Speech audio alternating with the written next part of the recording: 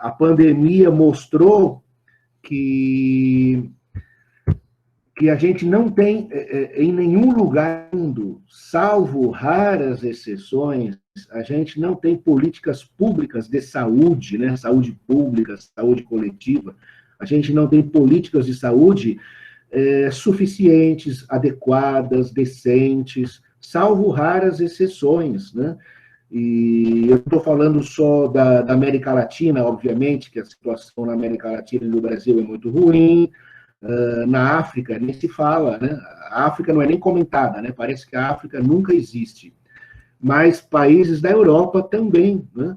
Muitos países da Europa tiveram dificuldade.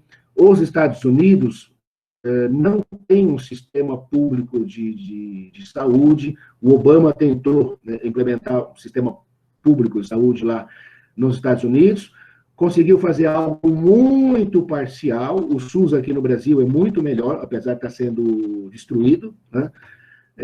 E o Trump, ele eliminou essas pequenas iniciativas que o Obama tinha feito, né? Então, a pandemia mostrou para a gente que política pública decente e adequada na área da saúde, salvo raras exceções, não existe em nenhum lugar do mundo, né?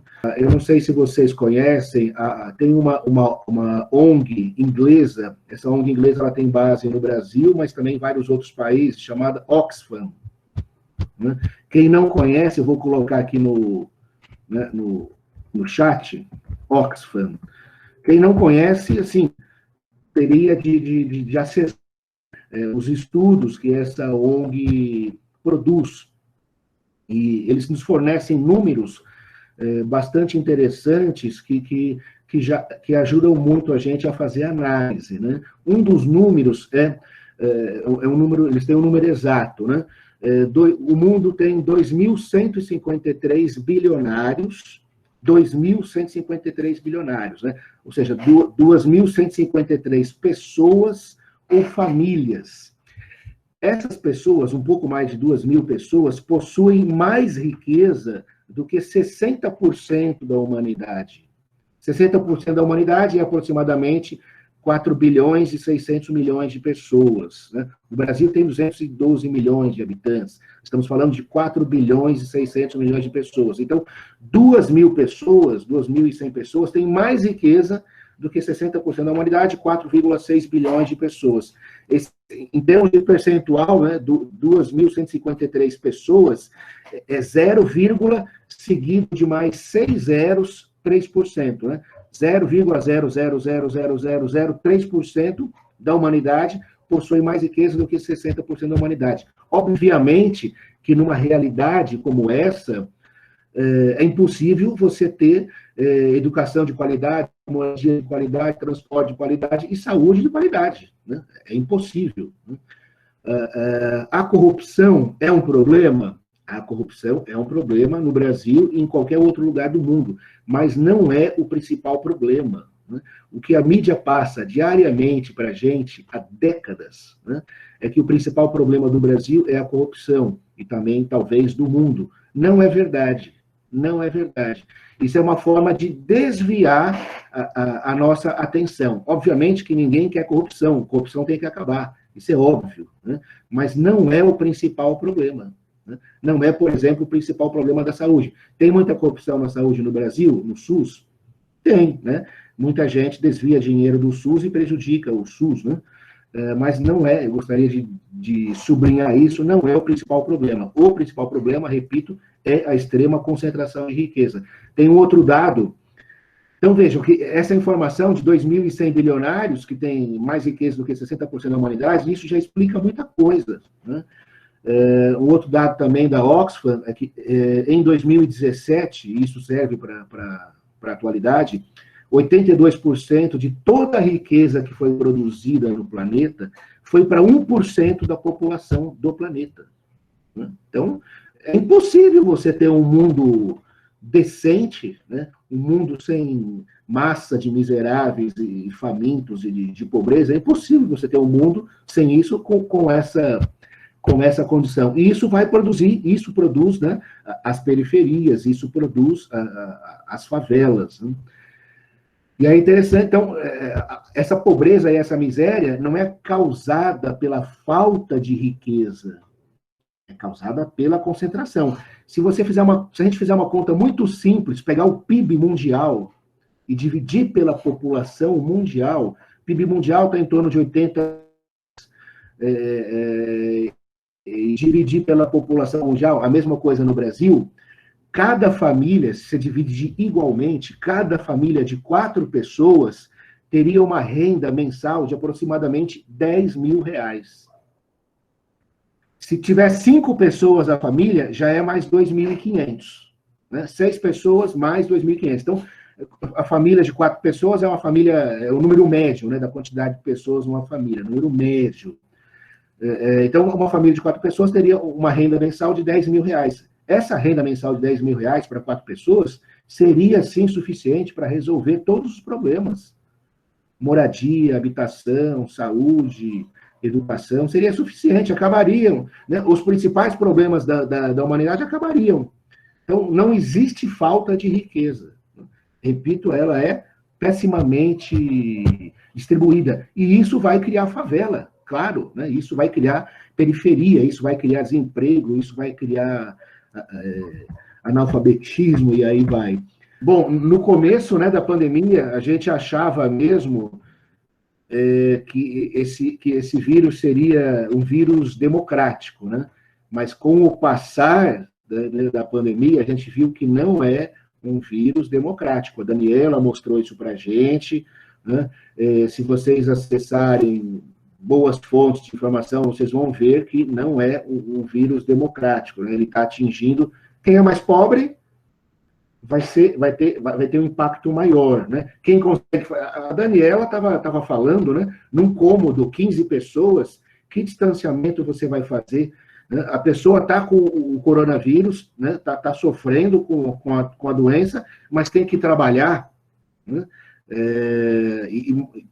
Quem pode trabalhar no home office é exceção, né? Quem pode fazer distanciamento, quem mora numa casa, num lugar onde pode ficar isolado, dentro desse lugar, é exceção. Então, não é um vírus, não é um vírus democrático, né? Essa pergunta que a Giovana fez é a pergunta central, né? É a pergunta essencial, né? Você citou o pacto social, né? Ou seja, o que deveria ser feito para resolver isso, no caso, no Brasil? Uma resposta geral, inicial, Giovana, tem a ver com aquilo que eu estava dizendo, né? Tem que desconcentrar a renda. Não tem outro caminho. Tem que desconcentrar a renda. Não tem outro caminho. Se a corrupção zerar no Brasil, não vai resolver o problema da pobreza e da miséria, não vai melhorar significativamente o SUS, vai mudar muito pouco a situação, né? Então, isso que falam da corrupção é um gordo. Então, a gente tem que desconcentrar a riqueza. Desconcentrar a riqueza. Como é que... E aí eu não estou falando, gente, de fim do capitalismo, né? Não estou falando de sociedade socialista, poderia até falar sobre isso, mas no capitalismo, que é o sistema que se vive no mundo todo e que a gente vive no Brasil, no capitalismo tem possibilidades, tem formas da gente fazer isso que a Giovana perguntou, né? Ou seja, desconcentrar a riqueza. Uma das formas da gente desconcentrar a riqueza é, por exemplo, aquilo que muito se fala e não se faz, reforma tributária, né? No Brasil, os impostos, eles incidem principalmente sobre o consumo. O que significa isso? Quando você compra 1 quilo de feijão, quando você compra uma cerveja, você está pagando imposto, que é imposto sobre o consumo. E pior ainda, a pessoa que mora lá numa favela, em Santo André, a pessoa que mora lá no Morro da Quibom, quando compra 1 quilo de feijão, ela está pagando o mesmo imposto que aqueles 5 bilionários do Brasil que possuem a mesma riqueza que metade da população. está pagando o mesmo imposto. Ou seja, você está concentrando riqueza, né? Logo, tinha que ter uma reforma tributária, os impostos deveriam incidir fundamentalmente não sobre o consumo. Itens da cesta básica não tinha que ter imposto, né? É imposto zero. E o imposto tinha que incidir principalmente sobre a renda. O orçamento da União, que é o orçamento do governo federal, o ano de 2019 foi de 2 trilhões e 700 bilhões de reais, né? O orçamento federal, né, da União, 2 trilhões e 700 bilhões de reais. O Estado destinou 40% desses 2 trilhões e 700 bilhões de reais, 40% para pagar juros e amortizações dessa dívida pública interna. Isso vai para quem? Vai para fundos de investimentos do Brasil, de fora do Brasil, e de grandes bancos do Brasil e fora do Brasil. 40% do orçamento da União, né, foi destinado para pagar isso. A área de educação ficou com 3,4%. A área de assistência social também ficou com 3,4%. A área de saneamento básico, que é essencial, né, também, né, como as outras, né, mas aí para a questão das favelas e das comunidades periféricas, saneamento básico ficou com 0,02%. Né? A saúde ficou com 4,21%. E os bancos ficaram com 40%, 1 trilhão de reais. Então, o pouquinho de recurso que o Estado, nesse período, 2003 a 2012, direcionou para a política pública, a situação do país, em vários setores, incluindo educação e saúde, mudou substancialmente. Né? Imagina se a gente desconcentra mesmo a riqueza no país, né? Faz uma reforma tributária mesmo, audita a dívida pública e passa o orçamento da saúde, que é de 4%, passa para 15%. Né? Imagina a quantidade de recurso que vai ter no SUS. A educação, que tem 3,4% do orçamento, passar para 20%, passar para 15%, a quantidade de institutos federais que você vai ter, de universidades federais que você vai ter. Né? Então, esse governo, nesse período 2003 a 2012, de longe, foi o melhor, no mínimo. Outros governos que tinham vários problemas, mas investiram bastante na área social, tinham vários problemas, mas investiram bastante na área social, eram os governos do Getúlio Vargas. Principalmente o segundo governo dele, de 50 a 54. Depois do Getúlio Vargas, o governo que mais investiu na área social e em políticas públicas foram os governos que vieram em 2003 e 2012. Então, a gente ficou um período aí de 54 até 2003 muito ruim na área, no investimento de políticas públicas. Muito ruim mesmo. Né? E aí produziu. As favelas no Brasil, elas aumentaram muito nos anos 70.